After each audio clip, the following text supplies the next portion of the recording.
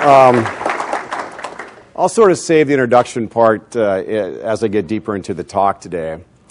But I guess what I really want to share with you initially as we think about innovation is the fact that it's really good to be a superstar. Superstars make all the money, they have all the fame and glory, they get the girl at the end of the movie, right? Superstars have a lot to be admired about, right? They're incredible. And what I've discovered in my research is that it also turns out that it's really, really good to be an innovation superstar. Innovation superstars lead their markets, they make the most money, they have the highest degree of profitability, they have the lowest amount of technology, product, and service failures.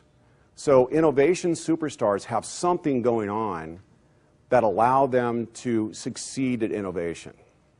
And I've literally dedicated my entire life, I've been in the innovation space for 30 years, and I have literally dedicated my life to trying to understand this elusive term of innovation.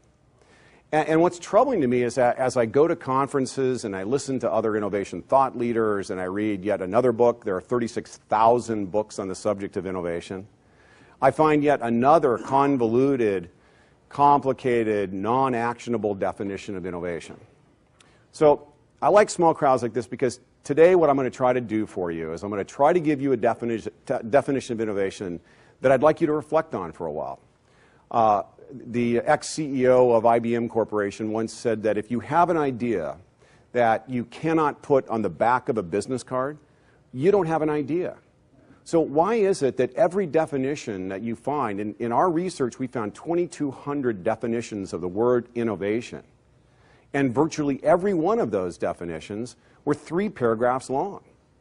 So one thing I've learned from writing 1 million words on the subject of innovation, it's easy to write lots of stuff. What's hard is crisp, actionable clarity that you can actually apply in your real world to achieve real results.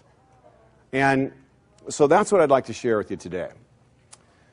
This is a great quote from Bill Gates because I think it's very true that never before in history has there been a greater opportunity for innovation to do cool stuff. Now, we do a lot in healthcare and life science, and if you look at the entire life science ecosystem, all the way from the way in which patients experience their healthcare, all the way to the top of the food chain where we create therapeutic agents and medical devices, innovation is happening at a very, very rapid rate. We've been laggards. A lot of people in the life science space consider themselves innovators because it's technologically related. But the truth of the matter is that healthcare has been pretty crappy when it comes to innovation. Because what are the 3 things, I know on the delivery side, what are the 3 things we tend to think about a lot? Cost, compliance, and risk. We even do stuff like take stage gate methodologies and CRM methodologies and other NPD systems and try to repurpose those.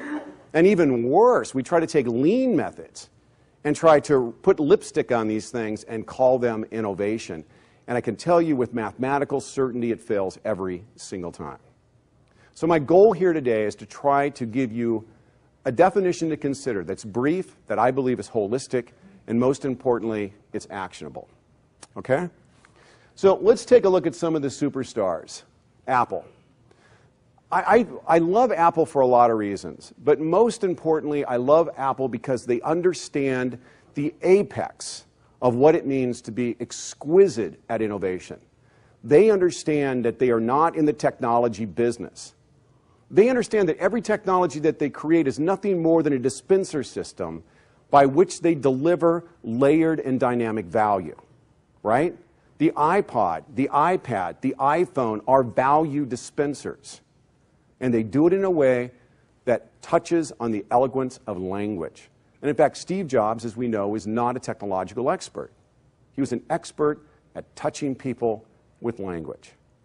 So innovation superstars get that.